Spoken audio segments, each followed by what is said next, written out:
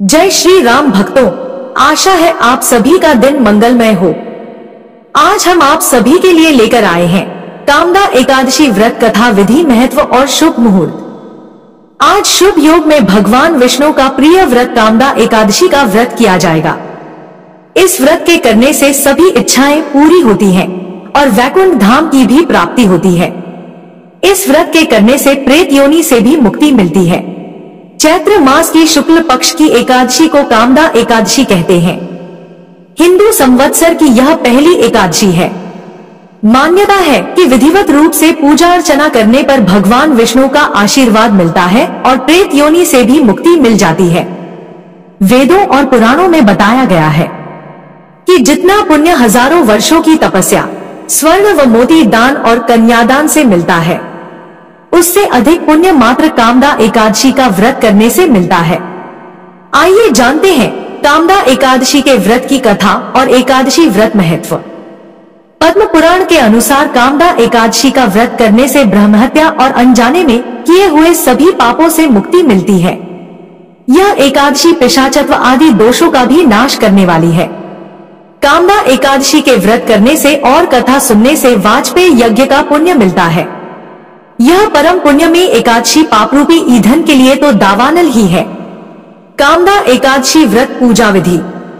इस दिन सुबह सूर्योदय से पूर्व उठकर स्नान आदि के बाद स्वच्छ और सात्विक रंग के वस्त्र धारण करें। इसके बाद एक लकड़ी की चौकी पर लाल कपड़ा बिछाकर भगवान विष्णु की तस्वीर या प्रतिमा स्थापित करें।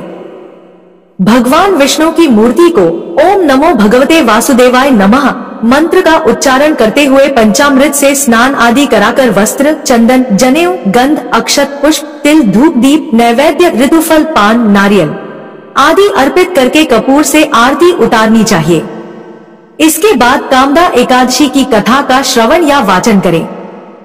रात्रि में भगवान हरि का जागरण करें एवं द्वादशी के दिन गरीबों को भोजन कराएं और जरूरतमंदों की मदद करें। सात्विक भोजन करें एवं किसी भी प्रकार के विकारों से खुद को दूर रहें। इस दिन भगवान विष्णु और इनके मंत्रों का जप करने से पापों से मुक्ति मिलती है। इसलिए कामदा एकादशी का व्रत पूरी श्रद्धा के साथ रखना चाहिए। आइए अब हम सुनते हैं कामदा एकादशी व्रत कथा। प्राचीन काल में भोगीपुर नामक नगर में राजा पुंडरीक राज्य करते थे। भोगीपुर नगर में कई अप्सराएं, किन्नर, गंधर्व रहते थे। उसी राज्य में ललिता और ललित नाम के पति पत्नी वैभवशाली घर में रहते थे और दोनों के बीच अत्यंत गहरा प्रेम था। एक दिन ललित पुंडरी के राज दरबार में गायन कर रहे थे।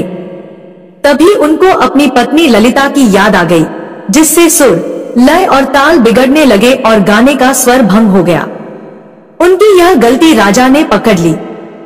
ललित ने राजा को पूरी बात बता दी, जिससे राजा क्रोधित हो गए और ललित को कच्चा मांस और मनुष्यों को खाने वाला राक्षस बनने का शाप दे दिया।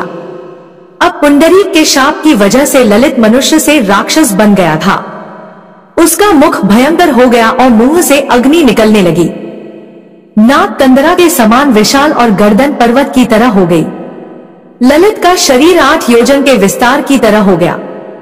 जब ललित को इस बारे में पता चला तो इससे ललिता को काफी दुख पहुंचा और वह राक्षस का पीछा करते करते विंध्याचल पर्वत पर पहुंच गई, जहां शृंगी ऋषि का आश्रम था।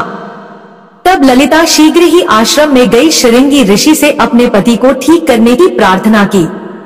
तब ललिता ने बताया कि मेरे पति ललित को राजा पुंडरीक ने शाप दे दिया है और वह एक विशालकाय राक्षस बन गए हैं। मुझे और मेरे पति को इस शाप से मुक्ति का उपाय बताइए। ऋषि ने कामदा एकादशी व्रत करने की सलाह दी।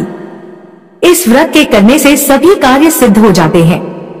अगर तुम दोनों कामदा एकादशी का व्रत रखते हो तो उस व्रत के पुण्य फल से तुम्हारे पति को राक्षस योनि से मुक्ति मिल जाएगी और राजा का शाप भी खत्म हो जाएगा। ललिता ने चैत्र मास की एकादशी का व्रत रखकर भगवान नारायण से प्रार्थना की और द्वादशी को ब्राह्मणों के सामने भगवान से प्रार्थना कर कहा कि मेरे व्रत का फल मेरे पति को प्राप्त हो जाए। भगवान नारायण ने पत्नी के व्रत का फल उसके राक्षस बन चुके पति ललित को दे दिया, जिससे वह राक्षस से एक बार फिर से मनुष्य बन गया। उसके बाद दोनों स्वर्गलोक भी पहुंच गए। इस व्रत के विषय में यह भी कहा जाता है कि इस व्रत को रखने से भक्त ब्रह्मा हत्या जैसे पापों से और पिशाच योनि से भी मुक्त हो जाता है। बोलिए श्री हरि नारायण भगवान की जय हो। जय श्री राम भक्तों। आशा है आप सभी को यह कथा पसंद आई होगी। वीडियो अच्छी लगी तो वीडियो को लाइक कीजिए और अपने दोस्तों के साथ शेयर कीजिए। कमेंट में जय श्री हरि नारायण अवश्य लिखें और ऐसी ही भक्ति पूर्ण जानकारी पाने के लिए हमारे चैनल को सब्सक्राइब करना ना भूलें। धन्यवाद।